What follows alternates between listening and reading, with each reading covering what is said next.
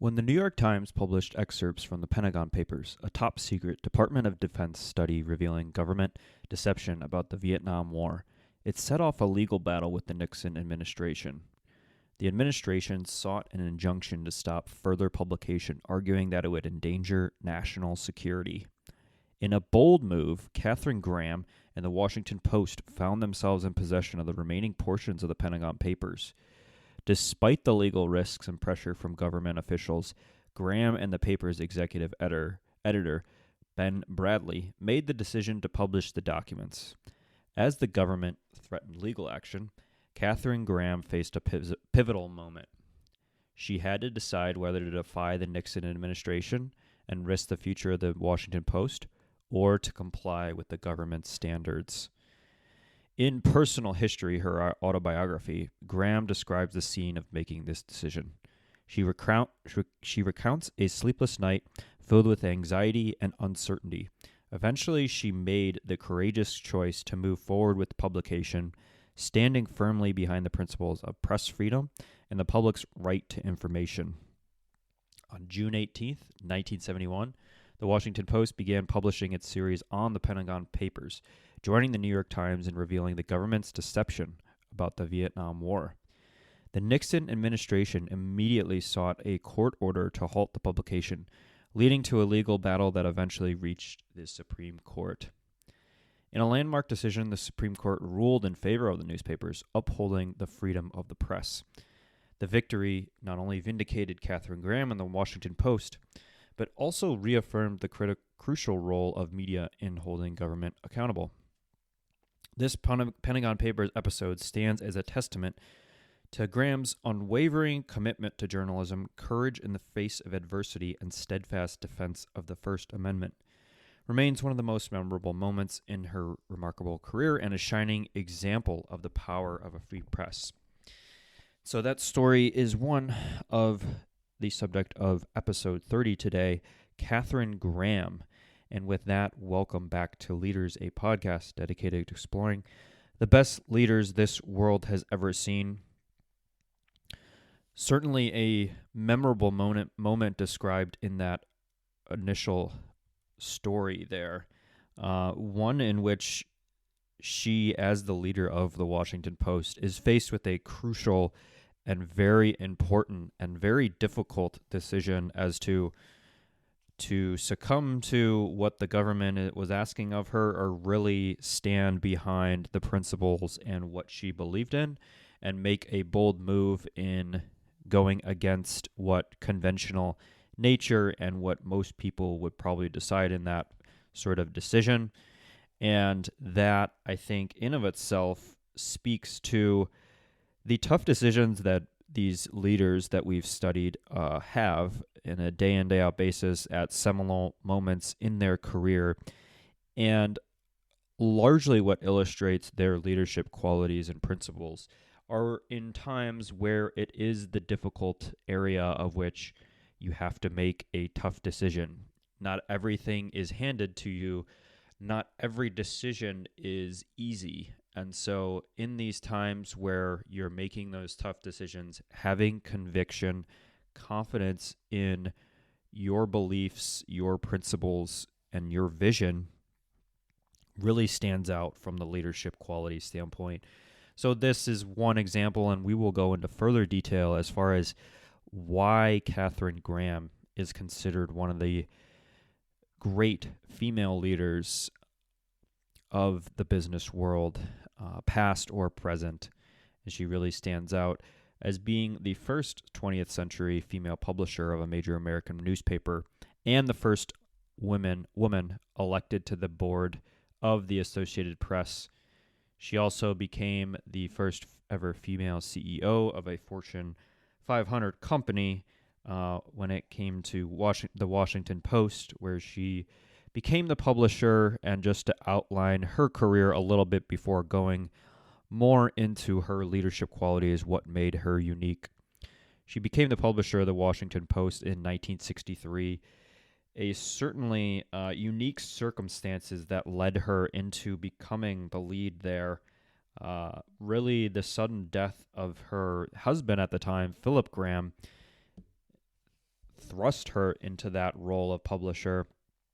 Really a pivotal moment in her career. She took the reins of that major newspaper despite having little prior experience in the industry, and we will highlight that within the leadership section as far as how she learned quickly of one who I would say contrasts with some of the other leaders that we've studied, in that she didn't have the formal education, the executive MBA, the past leadership from a experience standpoint. So she really learned all of that on the job. And it really marked her beginning of the journey to transform Washington Post into one of the most respected and influential newspapers in the country. The Pentagon Papers was also a big moment in her career in that 1971 beginning story we described. The Watergate scandal on top of that, 1972 to 1974, they had relentless coverage of that scandal led by journalists Bob Woodward and Carl Bernstein under the guidance of editor Ben Bradley. The investigative reporting exposed the corruption and cover-up within the Nixon administration, ultimately leading to his resignation and impeachment. Katharine Graham's steadfast support of the reporting team and her willingness to stand by the truth in the face of immense pressure solidified the Post's reputation as a bastion of investigative journalism. The Washington Post does go public in 1971, and she made that bold decision to take them public. And the move really helped secure the financial future of the company, allowing for future expansion, investment into the journalism field, expansion and diversification. So under her leadership, they expanded their roots, acquired Newsweek magazine in 1961, continued to diversify into cable television through the acquisition of TV stations and the creation of cable systems, education, and other ventures. And that diversification helped to solidify the company's position and ensured its continued success. She did receive the Pulitzer Prize for Public Service in 1973 for the coverage of the Watergate scandal, so that further recognition was a testament to her commitment and the role in covering the truth. There was a autobiography, personal history, of which largely the content of this episode will rely on. 1997, it was published, her autobiography. She candidly shares both her personal and professional journey. It's a longer book that details and behind-the-scenes look at the challenges she faced, her growth as a leader, and her reflections on the evolving landscape of journalism. Remains a valuable resource for those interested in her life and history of the Washington Post. And so let's transition now into more of that leadership style. So she didn't really, as we said, and she was kind of thrust into that role of publisher, she didn't come in knowing much about business. She had passion and commitment qualities that she leveraged, in addition to had to really learn things by doing them versus having inherent leadership qualities that she came in with and was able to lead the company right away with. So a different approach and style than we're used to seeing with some of the established CEOs and business leaders that we've studied here. She also says that she had to overcome what she termed the female baggage, including feelings of inadequacy, a tendency to dwell on her own mistakes, indecisiveness, and a constant desire to please others that she brought to the job. She says the journey is one of the most personal transformation, where she went from being a reluctant and inexperienced leader to being a tremendously successful and respected leader. So we've seen this within leaders before, where there is a transformation of they are not born into being great leaders. Over time, they sort of learn that, and over their careers are transformed by the person on day one that they come into the CEO seat with is not the same person that they leave the company with. And so she did this by assembling a great team. So she was very pragmatic in assessing her limitations, and she knew she was inexperienced. She also knew that she didn't have support of the current team at the company. She understood the value and the need to build a strong team, so she began with bringing Ben Bradley as a chief editor.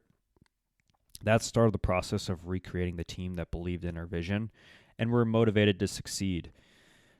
So building a strong culture with high journalistic integrity was part of that. Onboarding exceptional advisors to help her plan long-term goals as well. And then based on her own career, she did offer 5 personal qualities that are essential for enduring leadership.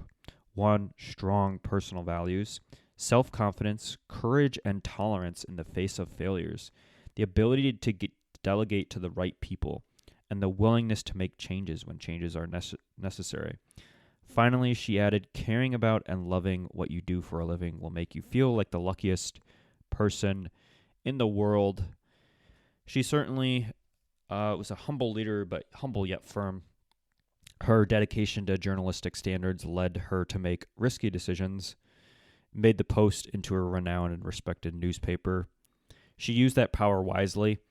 In a 1973 interview with W, she said, "I don't flinch at power the way I used to. If power is there to be used, it is used whether you abdicate it or whether you use it.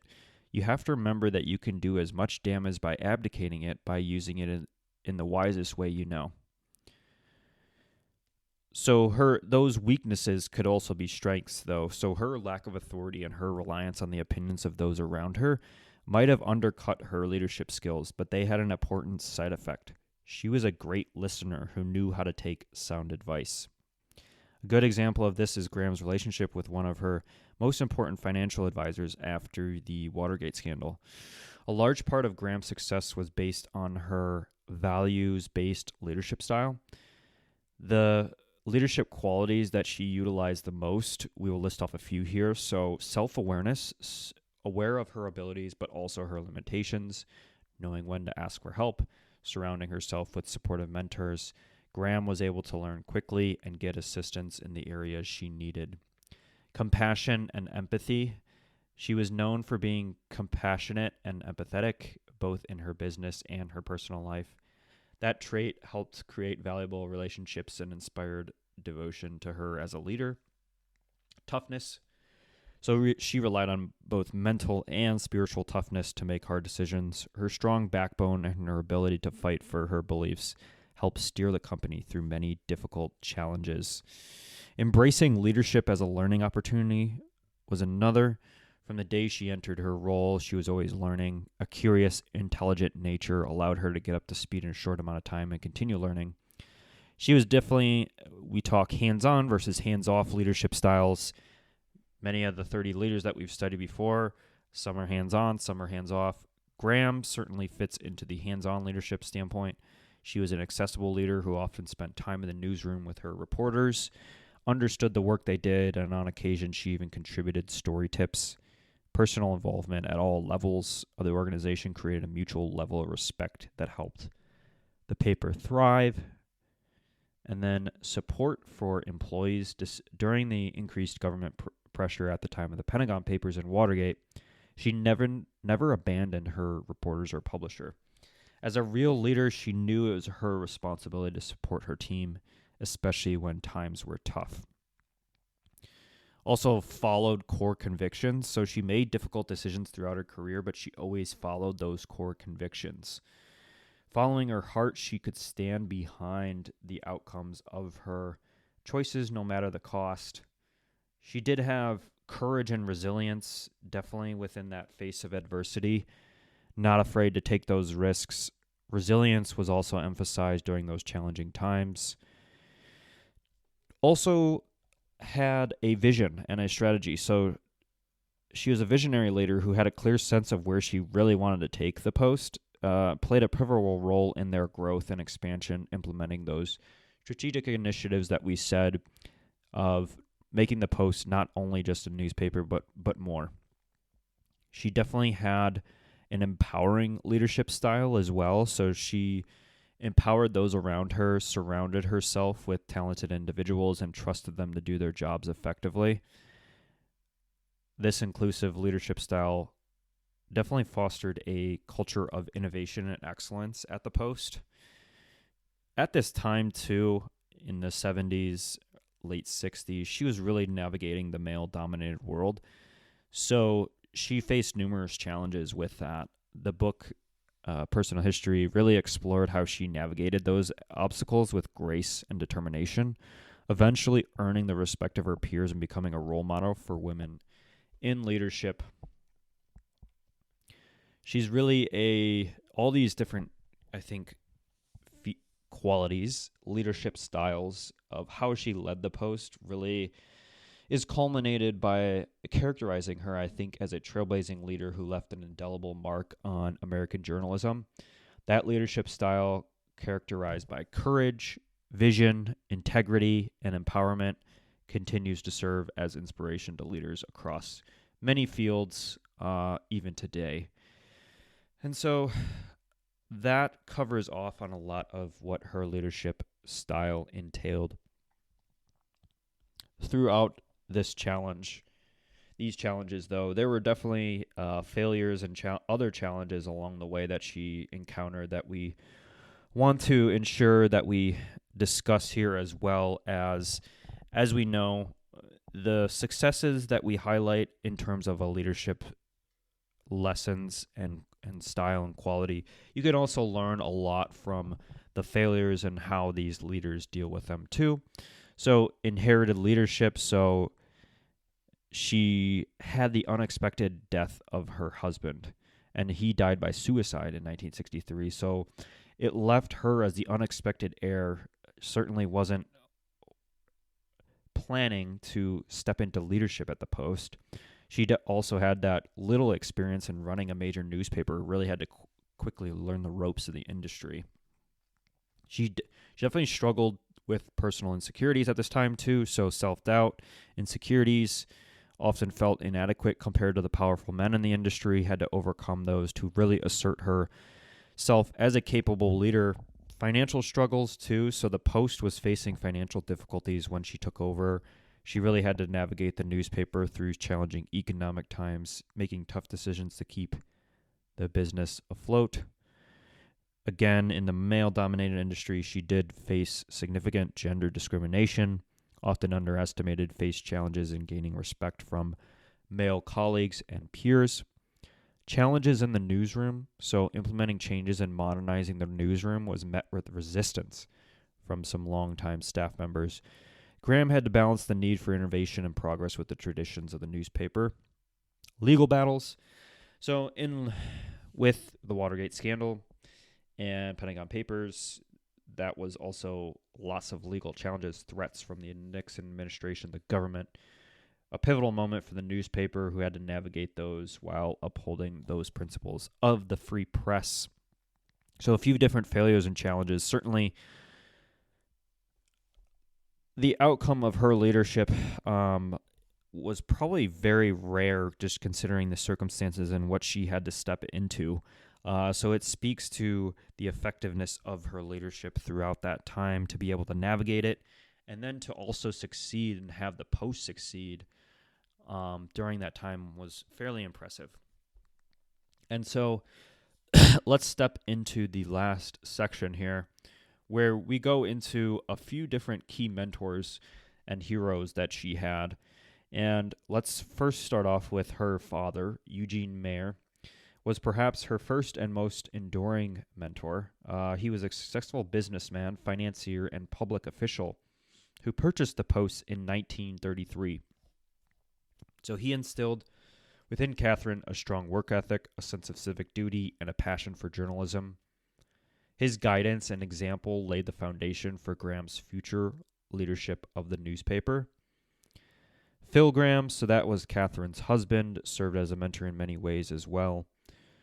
So he was the publisher of the Post before her. He introduced Katharine to the inner workings of the newspaper business, provided guidance on its operations. The sudden death, again, marked a turning point for her, thrusting her into that role of publisher, forcing her to rely on the knowledge and insights she had gained from him. Ben Bradley was the executive editor of the Post during its most turbulent and transformative years. He was a crucial mentor and ally to Graham. He was known for his charismatic leadership and unwavering commitment to investigative journalism. working closely with Graham during pivotal moments, such as the Pentagon Papers and Watergate scandal. His guidance, editorial expertise, and friendship were instrumental in solidifying her leadership and the newspaper's reputation for fearless reporting. She did also get some help from friends such as feminist Gloria Steinem and investor Warren Buffett, who was a major Post shareholder. We'll go more into Buffett and his role and Katharine Graham. Graham also gained personal confidence and management skills that enabled her to build the Post company into a highly diversified and financially successful business. Warren Buffett being the main mentor, helping her with her inroads of insecurities, helping her to navigate that. Buffett also provided financial guidance. So he obviously is a big expert in investing in finance. So he provided that to Graham and the Post company when the company faced financial challenges. He offered some advice on managing its finances, making strategic investments, and navigating the complexities of the stock market. Encouragement and confidence, too, Buffett provided. He believed in the value and potential of the Post as a source of encouragement for her. He saw the strength of their assets, including its flagship newspaper, and believed in its long-term prospects. He also had stewardship of investments, so Berkshire Hathaway became a major investor in the Washington Post company, holding a significant stake in their stock. That investment not only provided financial support, but also signaled his confidence in her leadership and the future of the company. Strategic advice, so he offered some on various aspects of running a successful business. His insights into management, corporate governance, long-term planning were invaluable to Graham as she steered the company through challenges and opportunities. Friendship and support at its core, so beyond that business realm of which he focuses on tremendously, Buffett and Graham developed a close friendship. Buffett was someone Graham could confide in, seek advice from, and share personal and professional challenges with. His support was a constant throughout their relationship. And finally, legacy and succession planning. So as Graham approached retirement age, Buffett played a role in discussions about the future of the Post. He offered guidance on succession planning and the transition of leadership to ensure that the company had continued success. So Warren Buffett was definitely an instrumental mentor to Katharine Graham during the time, helping her to get critical business advice and lessons and be there for her during this time. So a tremendous mentor, one that we will end this episode with. So